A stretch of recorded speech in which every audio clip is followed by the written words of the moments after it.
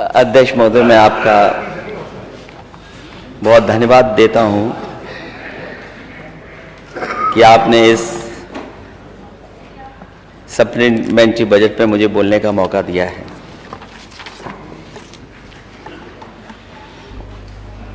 हालांकि जब मैं अध्यक्ष महोदय सदन में आया तो चर्चा किसी और बात पे हो रही थी और हमारे कुछ साथी कभी लॉलीपॉप की बात कर रहे थे। कुछ लोगों को लॉलीपॉप दे करके फिल इन द ब्लैंक की तरह बैठाया हुआ है उन्हें।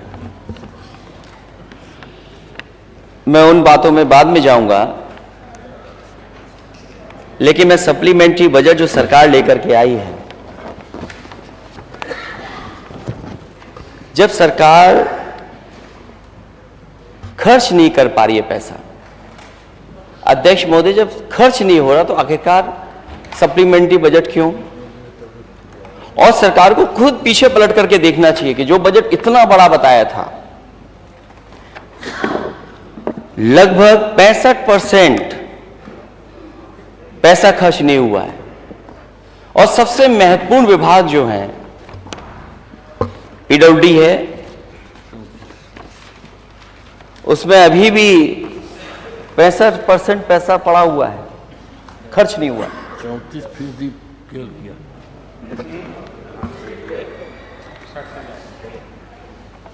और कई विभाग ऐसे हैं जिनमें पैसा ही नहीं खर्च हो रहा है। तो आखिरकार ये सप्लीमेंट्री बजट क्यों चाहिए आपको? और कुछ महीनों बाद, क्योंकि जब आज और आप बातचीत कर रहे हैं सदन में, 1 दिसंबर हो गया है और नया बजट भी आएगा, तो मैं ये कह सकता हूं कि इस सरकार का जो कार्यकाल अभी तक रहा है, ये विजनलेस सरकार रही है, डायरेक्शनलेस बजट रहा है इनका। जो कहा वो नहीं करा, जो कहा वो नहीं करा, ये भाजपा का असली नारा होना चाहिए। और इसलिए क्योंकि सरकार जब कहती थी कि $1 ट्रिलियन की इकोनॉमी हम बना देंगे,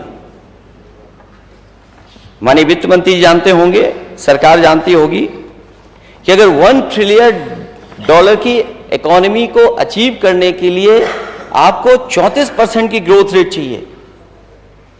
अगर आप 65% पैसा नहीं खर्च करेंगे, सप्लीमेंट्री बजट फिर ले लेंगे आप, कुछ महीने हैं आपके पास, तो कैसे आप अचीव करेंगे?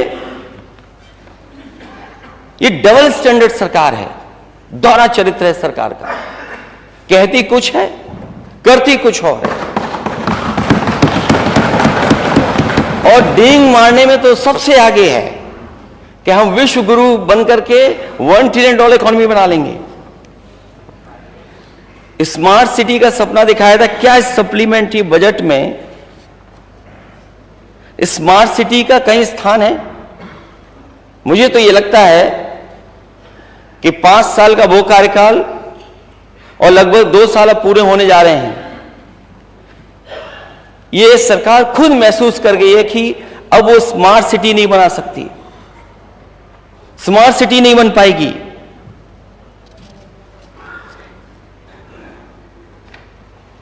और अगर कोई काम चल भी रहा होता है तो इस सरकार को पता है कि चलती चक्की में रोड़ा कैसे अटकाना है। ये रोड़ा अटकाने वाली सरकार है, विकास गति को रोकने वाली सरकार है। और फिर पीडब्ल्यूडी में नंबर 2 पे सबसे ज्यादा बजट आप सप्लीमेंट्री में मांग रहे हैं। आप पूर्वांचल एक्सप्रेसवे, बुंदेलखंड एक्सप्रेसवे में, उसमें भी पैसा मांग रहे हैं। कब उद्घाटन हुआ था? हमारे माननीय सदस्यों को याद होगा किस जमाने में उद्घाटन हुआ, और आज भी पैसा मांग रहे हैं उसके अंदर। दूसरा बुंदेलखंड एक्सप्रेसवे, उसके लिए भी पैसा मांग रहे हैं आप। तो सरकार को स्वीकार करना चाहिए कि वो जो उद्घाटन हुए थे वो आधे अधूरे उद्घाटन थे। आधे अधूरे उद्घाटन थे। और अगर बजट नहीं खर्च हो पा रहा है तो सरकार को स्वीकार करना चाहिए कि पुअर गवर्नेंस है उनकी, और पुअर गवर्नेंस ही नहीं है, उसको छिपाने के लिए नए नए नारे करते हैं ये लोग। और फिर इतने बड़े साइज जो बजट का आप बना करके रख रहे हैं, तो जब खर्च ही नहीं हो रहा तो आखिरकार क्यों इतना बड़ा बजट आपको चाहिए?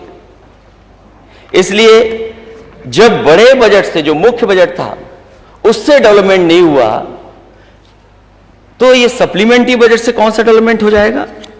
हालांकि ये सरकार आंकड़े कम मानती है, लेकिन फिर भी एक प्रतिष्ठित मैगजीन के मैं आंकड़े रखना चाहता हूं ओवरऑल इकोनॉमी के बारे में।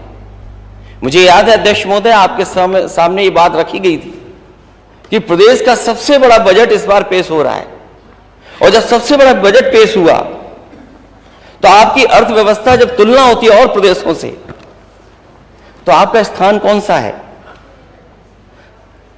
18वां स्थान है आपका। पूरे देश में जब प्रदेशों की अर्थव्यवस्था की तुलना होती है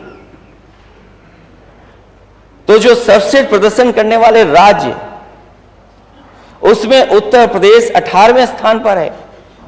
और मान लीजिए सरकार ने अगर इतना बड़ा बजट और इतना सहयोग, जो डबल इंजन सरकार बोलती है, तो सुधार तो दिखना चाहिए। लेकिन देश की एक प्रतिष्ठित मैगजीन ने जब सर्वे किया, उसमें भी सर्वाधिक सुधार वाले बड़े राज्यों में अर्थव्यवस्था किस स्थान पर है? आपकी 14वें स्थान पर है। ये आंकड़े हम विपक्ष के लोगों के नहीं हैं, ये प्रतिष्ठित मैगजीन है। मैं जानता था अध्यक्ष महोदय, मैंने पिछली बार भी आंकड़े टेबल किए थे, लेकिन वित्त मंत्री मुझे कौन से किताब का है? वित्त मंत्री हैं आप क्यों गुमराह कर रहे हो मुख्यमंत्री जी को?